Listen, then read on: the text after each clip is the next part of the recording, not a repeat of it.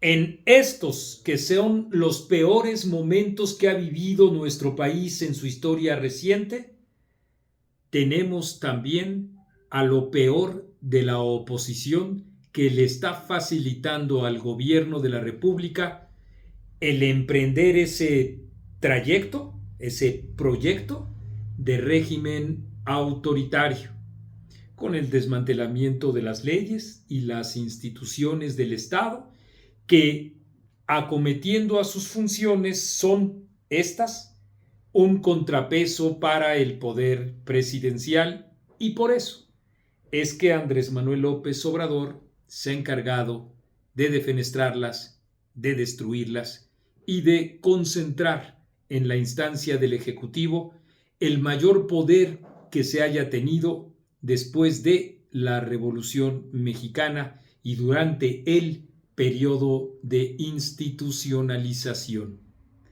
Por eso no es cierto que en el país estemos retrocediendo a los 60s o a los 70s. Estamos viviendo la integración de un régimen autoritario con un rostro esencialmente distinto a los de aquellos años, en efecto, donde privaba el presidencialismo y la tutela de un solo partido. Su rostro, sus especificidades y matices, sus singularidades y características, lo estaremos viendo al paso de los meses, ya ahora, con la destrucción del Poder Judicial de la Federación. Eso, que es un momento dramático, me parece incluso que irreversible, cuenta también con una esfera que le resulta propicia y que es o representa a una buena capa de la oposición o la oposición predominante en el país. Si vemos los partidos, nos damos cuenta de esta trágica ironía. Nuestro sistema democrático se fue construyendo con base en partidos y se está destruyendo sobre la base de partidos débiles. ¿Quién lo hubiera creído? Como el PRI, como el PAN y el ya desaparecido en su registro PRD.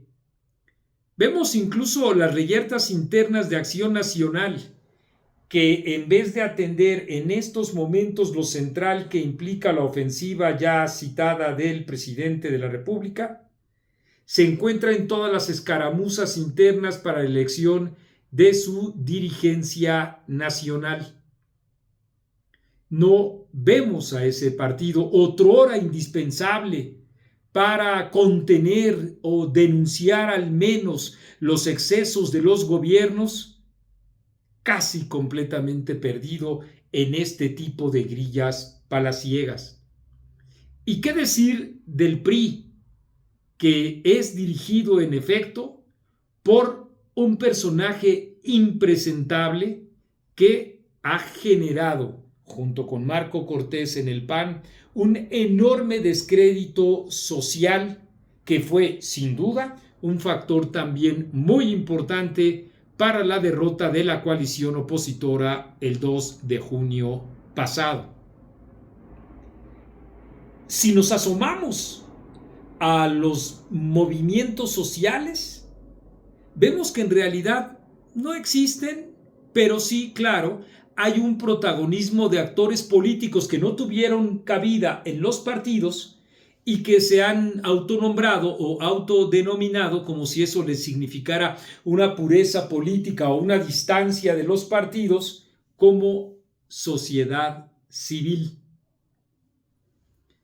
Vemos, en efecto, también a ese movimiento sin brújula, sin delimitar qué hacer, más que quienes se han querido apropiar de esas expresiones sociales. El primero es Claudio X González, que como su propio vocero de esta sociedad civil, dice que no devendrá en partido, así, de un plumazo, sin convocar a discutir a todos aquellos mexicanos que participaron en las distintas manifestaciones que dieron en llamarse o que desembocaron en el apelativo de la Marea Rosa.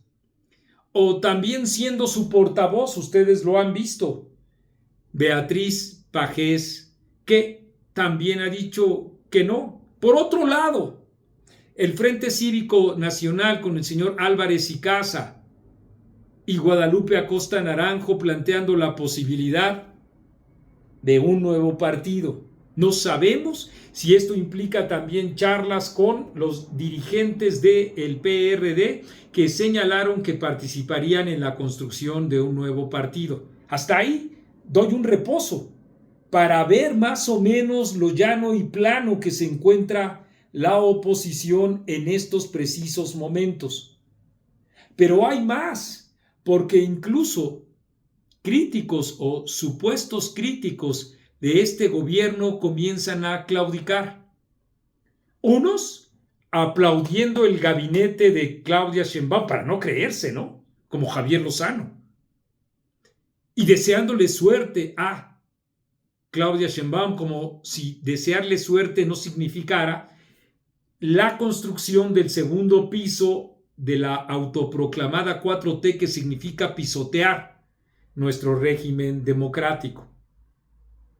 Hay también dentro de estas expresiones supuestamente opositoras el rebumbio o el ruido del empleo de múltiples adjetivos que, como escribió alguna vez Antonio Gramsci, significan la autosatisfacción de haber vencido, aunque fuera a gritos, al propio oponente, pero que en realidad no significan absolutamente nada.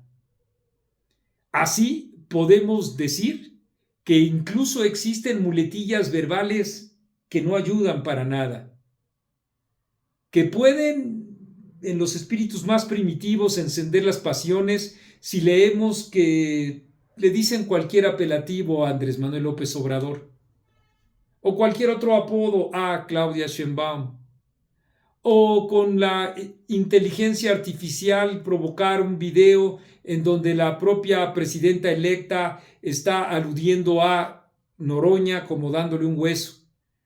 Como si eso fuera divertido, pero sobre todo como si eso fuera eficaz. Otros, incluso, según esto, cuestionadores del gobierno, difundiendo información falsa, como la que presenta como nuevo un video que se grabó en 2016, en donde saldría el hijo de Nicolás Maduro Guerra, cuando en realidad ni siquiera está el hijo ahí, ni ocurrió esto en Uruguay, como se había dicho, ni en Dubái, como también se dijo, sino, como ya les he comentado a ustedes, hace 8 años en Francia. Así es que en Montecarlo, durante una exhibición de venta de relojes. Así es que, les decía, una enorme impericia, falta de brújula. Vamos, nuestra propia inteligencia, otrora incluso venerable. José Woldenberg escribe hoy en el Universal, descubriendo que existen pobres en México que reciben programas sociales para ser usados como clientelas políticas, como si eso fuera una novedad. Como si este aparato de Estado no hubiera comenzado desde hace más de 5 años y medio con el presidente de la República y los servidores de la nación. Bueno, la propia Xóchitl Gálvez, ustedes lo han visto, no termina por asimilar la derrota y con ello tampoco ofrecer una autocrítica y sigue hablando de lo que ocurrió el 2 de junio, aludiendo a que fue agredida por el presidente. Y claro que fue agredida, y claro que hubo 11 llamamientos de parte del propio tribunal, y claro que fue inequitativa. Fue.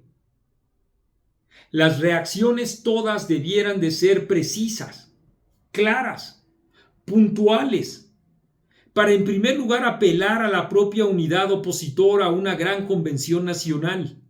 Y esto lo digo para quienes aquí abajo me dicen en algunas ocasiones, ¿y qué propones? En efecto, porque tampoco soy un prevaricador ni tampoco un viejito regañón. Lo primero sí, lo segundo no. Lo segundo es registrar un hecho. Les decía entonces que una convención nacional, por citar un ejemplo, pero hay más. Los propios ciudadanos, la desorientación, que si estamos con frena, que si atípica es buena idea, que no, que el asunto implica delimitar qué queremos, si información puntual y clara, si adjetivos para entusiasmarnos aunque fuera momentáneamente, si vamos a exigir o no a los políticos, porque durante mucho tiempo hubo también muchos ciudadanos que decían, esos, los de la 4T, son mafiosos, y estos, los de la oposición, hay muchos mafiosos, pero son nuestros mafiosos. ¿Se acuerdan ustedes la conversación que tuve con Fernando Belauzarán? Es muy importante dar una sacudida a todo esto que en efecto implique la necesidad de esta unidad dentro de la propia diversidad, y solo así, porque esa es la única manera posible en estos momentos, se puede establecer un mínimo contrapeso. Dije mínimo porque en efecto la victoria de ellos fue arrolladora, y más aún si la oposición lo facilita. Hasta aquí mi comentario. Síganos en las redes sociales, aquí abajo hagan sus aportes económicos, y si es posible también síganme ahí en Facebook. Ahí permanentemente estoy dándoles a ustedes otros videos, más información y manteniéndolos actualizados. Ahí también nos vemos.